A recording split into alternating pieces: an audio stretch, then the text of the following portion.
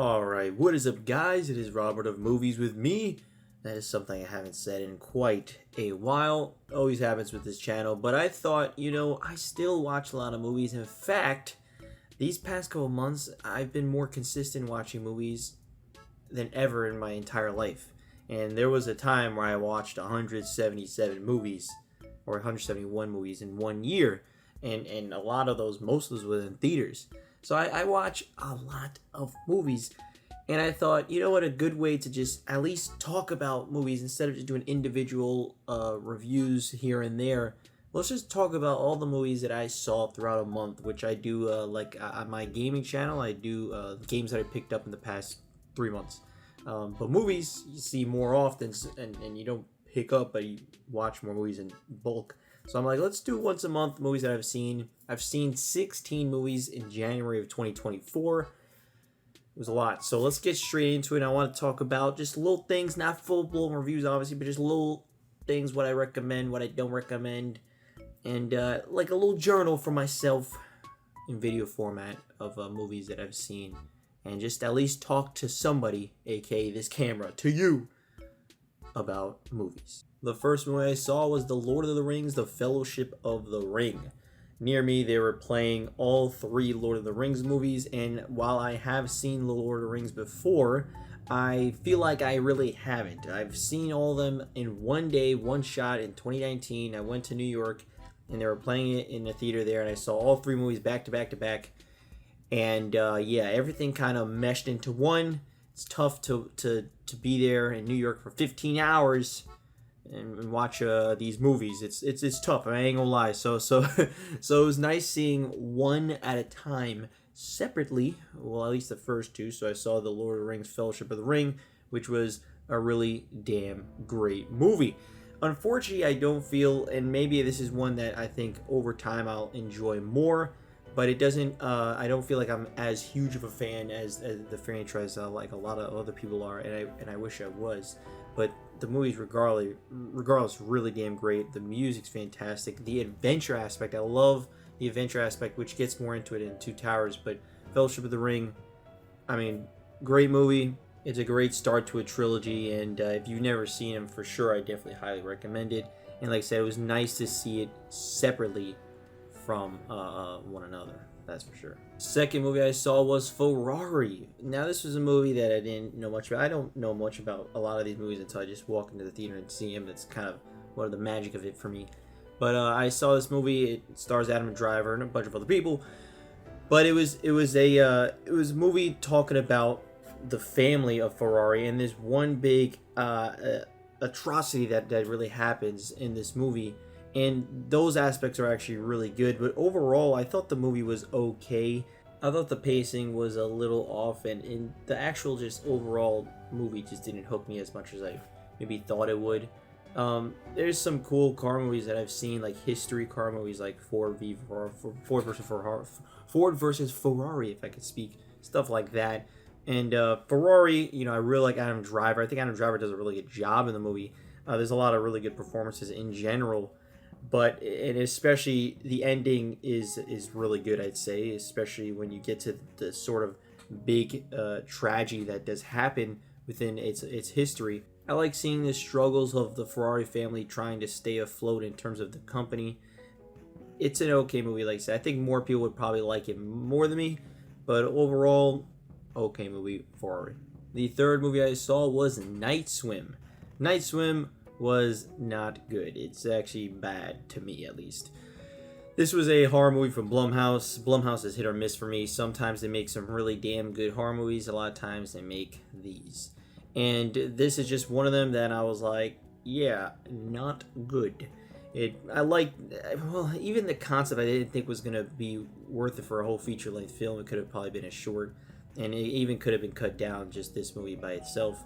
But the whole concept of there's a pool, and the pool itself is like haunted, and so it always revolves around going in the pool, and it's just not very good. I do like some of the actors in it. I think it was Jason Clarke, Isaac Clarke. Yeah, Jason Clarke, I love him in Planet of the Apes. Early on, there was some glimpses of, this potentially could be pretty good. There's a shot where they're in the swimming pool, and they try to do some horror themes where it's like the camera sees from a first person angle and you see something from the glimpse of one shot of a turn. I thought that was pretty cool and creative for a concept of the pool, but they never redo that. They never do any more interesting shots like that. And unfortunately, it just ends up being a bad horror movie that just didn't work for me. A lot of the plot is very silly and it takes itself very serious, and it just ends up not being very good because of it. So Night Swim, definitely wouldn't recommend. Pretty bad movie. The fourth movie I saw was The Iron Claw. Now, The Iron Claw was fantastic. It's my favorite movie that I've seen this month, absolutely. The Iron Claw is one I would highly, highly recommend. It stars, as main character would be Zac Efron and a whole bunch of other people, talking about this wrestling family. Now, if you don't know, this is actually a true story based around this wrestling family that I didn't know about, because I don't watch wrestling like that. I never learned about wrestling like that. I never learned about its history or anything like that. But man, this is an emotional, amazing movie. I cried multiple times, and the things that this family goes through is so traumatic for a lot of things. It's actually insane, but it's so well done. All the performances across the board are fantastic. It's shot really well. It's directed really well. And it's one that I would highly, highly recommend. Another A24 movie. Does not miss. A24 is easy, like my favorite company to watch when it comes to just movies. Always making original movies, and man, Iron Claw, I highly recommend. I think it got snubbed for all the Oscars for a lot of things, because it's one of my favorite movies of 2023, because it came out earlier last year, the last month, earlier as in December. But it's a one movie I would highly, highly recommend. I was super looking forward to it. Super glad it finally came to a theater near me. The less you know about it, the better it is. Just, if you don't know about that family, you're in for one hell of an experience, emotional narrative that is just really well done. Highly recommend. The Iron Claw, best movie I saw this month. The fifth movie I saw was The Lord of the Rings, The Two Towers. Now, this is one that gets more of the adventure moving. I really like seeing Frodo and Sam actually traveling. You got this beautiful, awesome music that's right off the bat, and you see them just, climbing hills and mountains, and I like that a lot. It's also where you get a lot more of Gollum, which Gollum as a character is awesome. And I think I do prefer The Two Towers over the Fellowship of the Ring. The more I think about it, again, it is pushing more the adventure along, and I really, really like the adventure aspect of these films. While it might be controversial to say that I think Sam could be kind of annoying and he puts himself in danger, well, more so I guess the Fellowship of the Ring in the beginning or at the end. But like The Two Towers, Sam could be Mr. Frodo, sir, and it's, why you gotta say Mrs. Frodo? Relax, but that's besides the point. It's another great movie in this trilogy, and again, it was nice to see it separately from all three of them, and it's just, I think, unfortunately for me, I don't love every single scene in the movie, so unfortunately for me, that time it was the extended cut, so that run time of 3 hours and 20-some minutes or 40-some minutes, I do feel it more than like Killers of the Flower Moon that I saw later on. That was 3 hours and 27 minutes, and same in a theater, but I didn't feel it like that compared to Lord of the Rings. And I think it's just because, well, it's there's some, I think, scenes that don't really hit me. Not that they're unnecessary, but they just don't hit me very well. And so unfortunately, the pacing kind of feels off for me at times. But I know for sure every single scene is essential in these movies. Don't get me wrong, but yeah, Two Towers, regardless, great movie. Awesome. The sixth movie I saw was Shining for One Thing. This was a Chinese film brought over to the U.S., which is nice because a lot of, near me, there's been a lot of, every week they've been playing like some Chinese film from China, which is not usual. Usually it's movies from India, so it's actually pretty cool that we're getting some Chinese films too. Awesome. And so I was like, let's check out some movies, from there, what's popular in the box office there, but I guess what's not popular in the box office. I don't know if everything's popular in the box office there, but Shining for One Thing, I thought it was alright. I was actually looking forward to it because I thought the poster looked kind of cool. It could have been some romance that might have maybe tear up a bit or something. But unfortunately, they end up being very convoluted in this movie. It involves kind of time travel aspect type of thing, and I was not expecting that. And I don't think it really worked in this story. I'm guessing for a lot of other people, it might. But there are things that they sometimes don't translate, like text and stuff, which makes no sense, like actual text, like texting, which doesn't make sense. So some things might have gone over my head as I don't speak the language. But yeah, I mean, it's a really well shot movie, but unfortunately, it didn't really work for me. It's all right, really. It's just all right. The seventh movie I saw was Aquaman and the Lost Kingdom. Now, this movie was unfortunately pretty bad, I thought. I really enjoy the superhero genre. I enjoy a lot of the DC movies, to be honest with you. You know, I think, especially the early ones that people kind of give crap for, I actually really enjoy a lot of them. Aquaman and the Lost Kingdom just is, unfortunately, boring. I don't care for any of these characters. I really didn't. You know, Jason Momoa as Aquaman's cool and all, but man, I just couldn't care for anything that was going on in this story. And unfortunately, the script just doesn't work for me. The settings just don't work for me. I really didn't care, you know, even when they're trying to be more serious in terms of the story. It just doesn't work.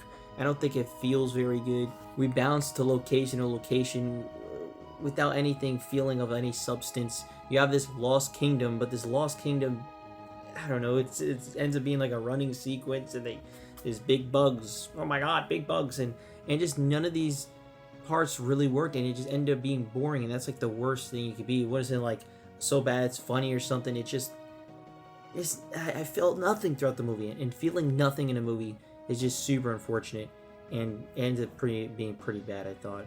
Aquaman and Lost Kingdom, unfortunately, I just would not recommend it. I actually did like the first Aquaman. It's been a while since I saw it, so maybe I wouldn't feel as strongly, but I did like it at least. I didn't think it was great, but I did like it. The eighth movie I saw was American Fiction. Now, this movie was fantastic. Highly recommend this one for sure. Also, another 9 out of 10 type of movie that's really, really up there. I enjoyed the hell out of this movie. It stars Jeffrey Wright. He is a black author that can't stand these black books in terms of talking about the culture of how everything is about gangsters and drugs, and that's how it represents, I guess, black people as a whole. And so white people look at just black people as like, oh, that's what they are, like gangsters, all type of stuff. And he's like, we're more than that and all that. And so he just wants to write books. He's not writing specifically about that. He's just writing books, and no one really cares. But when he ends up writing a book like that, and he ends up being really popular, and he fakes his whole persona, this new pseudonym essentially, it ends up being a very funny ride that is also really thought-provoking and emotional, and I absolutely love the chemistry between him and his family. It is a fantastic movie, and I highly recommend it. It is just such a good time. One of the best movies of last year. Again, it technically came out last year, and it was, but it only came to theaters near me this year. Just definitely recommend it. There's so much power to this movie, I feel like, in terms of an emotional punch, in terms of just really sharp script, and just really well done in terms of just chemistry between characters. It's a great acting performance from all of them. Highly recommend it. American Fiction, definitely recommend that one. Definitely. The ninth movie I saw was I.S.S, which stands for International Space Station. I was looking forward to this one when I saw the trailer. It's anything sci-fi related, I'm going to be at least slightly anticipating it, because I love me some sci-fi. It takes place in space, and it follows a group of like 6 people. Was it 6? And it's essentially a few Russians and a few Americans, and there's all of a sudden a giant war. It seems like nuclear war that happens on Earth that they're looking out at, and they don't have really communications other than their government says take control of the ISS. It becomes a thriller where it becomes like 3 against 3 trying to take over this ISS. And it was good. I enjoyed it. I actually did enjoy this movie. I was hoping it'd be a little bit better in terms of some areas, but overall, I had a good time. There are some good thrilling scenes.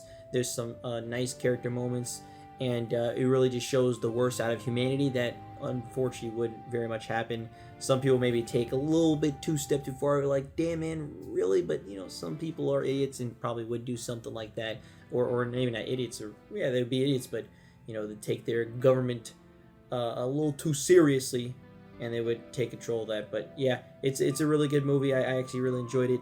I love the whole space aspect of it, of course, so they're always constantly floating, and to think of that is really impressive in terms of just the production of what they did. You know, actually, apparently it's a bunch of ropes that they're constantly on throughout this whole movie, and that makes directing it even more impressive. So yeah, I.S.S, that was a good movie. I enjoyed it. The 10th movie I saw was The Book of Clarence. Now, this is a movie that takes place in Jerusalem back when Jesus was alive.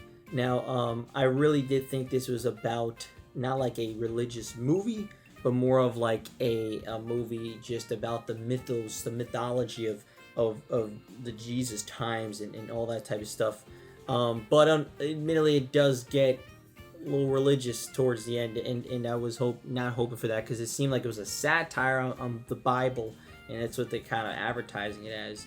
But overall, it was okay. You know, there's especially the first half is actually pretty good and actually pretty funny. There's a lot of genuinely funny moments and things that happen. You know, essentially the main character, which is Lakeith Stanfield as Clarence, he plays a person that is as an atheist. He doesn't believe in God or anything like that, but he tries to make money off of trying to be Jesus and trying to show people that he could do whatever, and he starts doing some funny shit, and he makes a lot of money. But then eventually Jesus does get involved, like actual Jesus, and then towards the end, you like the third act, you start to get just into reenacting like the whole crucifixions of Christ and everything, and you totally lost me. Like it's like two completely halves of a movie. The first half is more of a comedic movie, and then but also still being an introspective movie about Clarence and learning more about himself. But then the second half becomes just a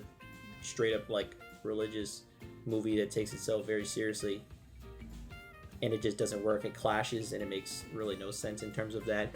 I don't think that second act should have actually happened, or it should have been completely something different. But yeah, the Book of Clarence, it was okay. Maybe some other people like it more than me, but unfortunately it falls flat in towards the third act. The 11th movie I saw was Time Still Turns the Pages. This was a fantastic movie. This was another movie over from China, and I was really glad I saw this. It only stayed in my theater for 1 week, and so I was glad I saw it. It was very sad. It's one of the most emotional movies I've ever seen in my life. This is so far my favorite movie of this year, of 2024. Again, I definitely recommend seeing it. It talks about student suicide, like teen suicide and kids suicide, where, you know, a lot of parents were maybe really harsh on their kids in terms of abuse and stuff like that, and how kind of students kind of keep to themselves, and you have this teacher who really is trying to figure out who is wrote this suicide note. And it's really sad, and there's some crazy twist that happen that you think is about to happen. You're like, I think that's what it is. It might not be, and it goes either way. And when it goes one way, when you find out a reveal, it's a gut punch. It's a super sad movie, but I highly recommend it. It is one that I think a lot of people should watch, and I think probably, you know what, it probably should be seen in a lot of schools. To be honest with you, it's a fantastic movie. You know, if you ever need to seek help, please seek help, and this movie tries to kind of teach that. But it's a fantastic movie. Highly recommend. It's a beautiful movie, but yeah, it's fantastic. Like I said, favorite movie this year so far. The 12th movie I saw was Johnny Keep Walking, another movie brought from China that very cool. Was actually, like, for 4 weekends in a row, the highest grossing movie of that over in China. And so I was very curious to see what is all the hype about this movie. And it was really great. It was really great and very funny movie. It's essentially about this character named Johnny, or that's his English name, Johnny. He essentially works at this like lower part of this company, eventually gets this big promotion, huge promotion to corporate, and he wasn't supposed to get that. It was supposed to be someone else because he paid for it, literally paid for it, and it ends up being this whole big thing on like how this guy clearly is not supposed to be in this corporate office, but it is, and he ends up just climbing the ranks in very funny ways. And it also talks about like layoffs, and this is like a big thing, which is funny because that same day Microsoft laid off 1,900 people, and when I saw this movie, it was just super timely, and it's literally about how these big corporations were trying to remove the eggs. They call them the code name the eggs, which was they're trying to downscale the 1,000 people or whatever down. And so they had to lay off a bunch of people, including the place he used to work for, and it really strikes him hard. And there's just a lot of really good moments, a lot of emotional moments, a lot of funny moments. Highly recommend. It's definitely one that I think a lot of people will overlook if you're not in China. Unfortunately, a lot of these movies just don't play around people. So like literally, it's only one theater near me. It still is, so it's still surviving here. but like only one theater. I'm in New Jersey. Like it's not even playing in New York. Like it's crazy. So I would highly recommend. I don't know how this works in terms of Blu-rays or renting, but hopefully whenever that does happen, definitely check out Johnny Keep Walking. It's a funny, very timely movie, and it works really well. I enjoyed all the characters, great performances, just super fun characters. Really, really enjoyed it. Johnny Keep Walking. And unfortunately slash fortunately, while I love this, it's also sad. I was the only one in the theater watching that movie, so I had the whole theater to myself.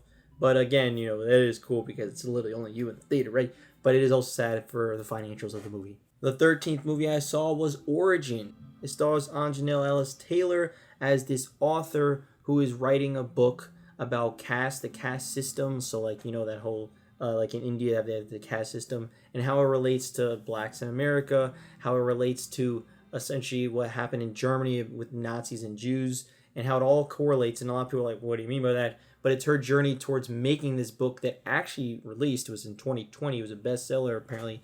It was called Caste, and it's not about the book itself, like in terms of following that book, but it's interesting. It's like a documentary on how she created the book, the journey of that thought process of making that book, and it's a really, really powerful film in many moments. I really enjoyed it. I thought it was a really good movie. And it's one that I think a lot of people should check out. That just in general as a good movie to kind of educate yourself, but it's also just a very entertaining movie. It's an emotional movie at moments. She herself goes through a lot of personal trauma throughout her family, and losing some really close loved ones.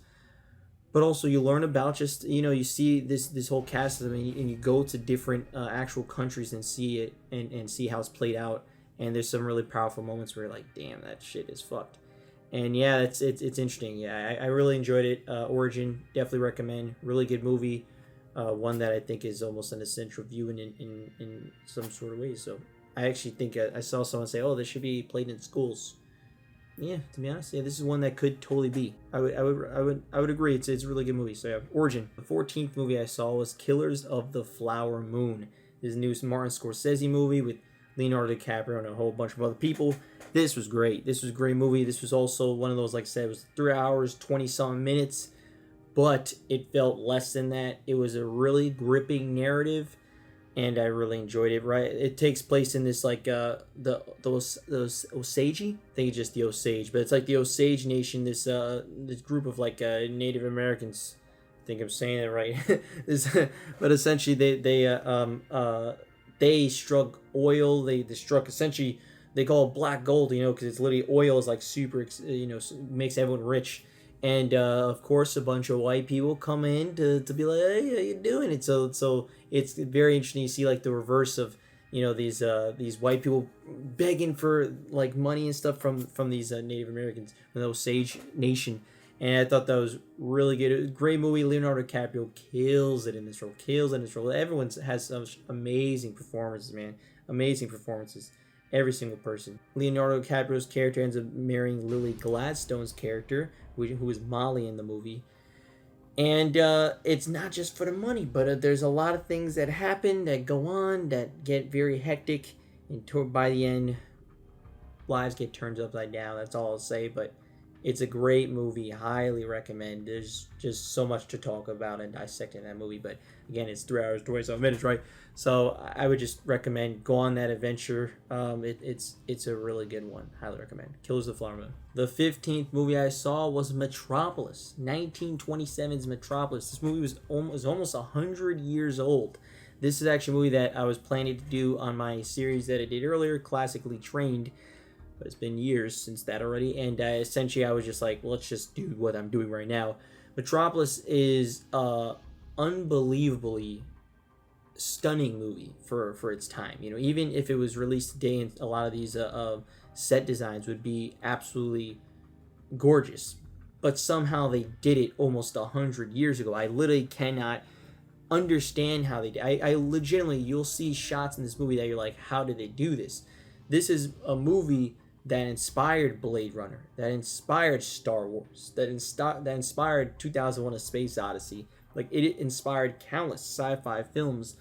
And we have to thank this film for those films. essentially in this future there is a city underground where people are constantly working hard, ridiculous, tough hours that essentially have no life other than working to help the city above ground, all these rich people that have all these nice things to help make work.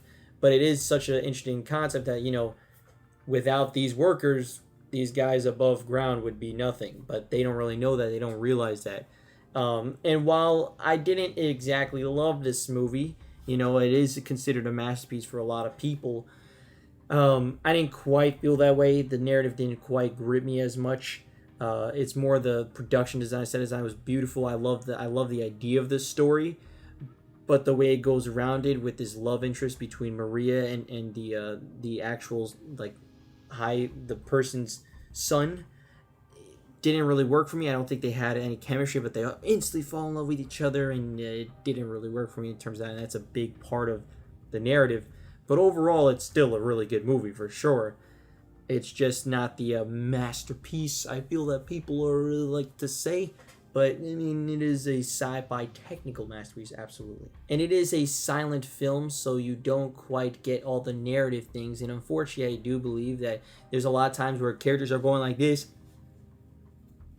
and then all of a sudden they'll say like one sentence. They'll put up one sentence like, clearly there's some context missing. There could have been more of a narrative grip if there was more words that were said. But, it was a film of its time until they could actually do audio and dialogue. But, I mean, look, really good movie regardless. The final 16th movie I saw was The Storm. The Storm was a Chinese animated film. I keep going as if they brought over. This was one when I was like, I love animation. I love watching animated movies. There's so many different styles, and this was one that was also very unique. I've never seen a Chinese animated movie, and this was a okay movie. Animation's fantastic. The first half is really good. I was actually pretty gripped by it earlier on, but it gets a little convoluted, man. They get a little convoluted. There's a lot of things that I think, maybe hit me differently because I'm in a different culture maybe, and I don't know, but I just think regardless, they bring too many different tribes and races and different factions all in one really quickly without really giving each one personality to kind of understand, and or at least an action why they're doing what they're doing. So it's a little bit tougher when they throw in a lot of things like that, but the main part that makes it really good is this boy named Bun and his adoptive father, essentially named Biggie. And there's a story with Biggie and Bun that is actually really good and emotional that I really like, but you don't quite get that because you're also involving so many other different characters that don't really matter in the grand scheme of things, I feel, and so it kind of makes it very convoluted. But the animation is fantastic. The action scenes are really well done. There's some really visceral gunshots and attacks that feel really cool, and I thought it was animated really well. But overall, it's okay. It's not one that I'd super recommend to anybody, but if you're interested in ever seeing it, because it was only in the theater for 1 week, and I've heard not a single person talk about this movie. I've seen one movie review on YouTube, and I can't find another one in YouTube, which is crazy to think about. But it's like that for all these Chinese movies, but it's unfortunately, not a lot of people out of China know about them. But yeah, this movie was okay. So here's my other voice on The Storm. Like I said, maybe it'd be better on a second watch, but as for right now, it's okay. Wouldn't 100% recommend, but if you do want to see some cool animated movies, at least watch it for the animation, because it is pretty damn visceral in terms of movement and action is actually really good. So yeah, that was my 16 movies that I've seen so far in 2024. The best movie I say for this month that I've seen for sure was The Iron Claw. I would highly recommend that one. That was my favorite for sure. But I would recommend a decent amount of these, to be honest with you. Obviously, the Lord of the Rings movies, American Fiction, Time Still Turns the Pages. There's a lot of really good ones of Johnny Keep Walking. But yeah, what's some movies that you saw so far in January 2024? What's your favorite movie that you've seen this month? And what's some recommendations you got for other people watching? February, there's already a bunch of stuff. I got tickets lined up for more movies. Yesterday I saw the movie The Beekeeper. You'll find out what I thought about it in February. At the end, we'll do another one of these every month, hopefully, if I stick to it. But yeah, it's my process of movies. Lots of them. See you guys next time. Thanks so much for watching. You're full of pain, but that pain just continues to stay to the people you left the very next day.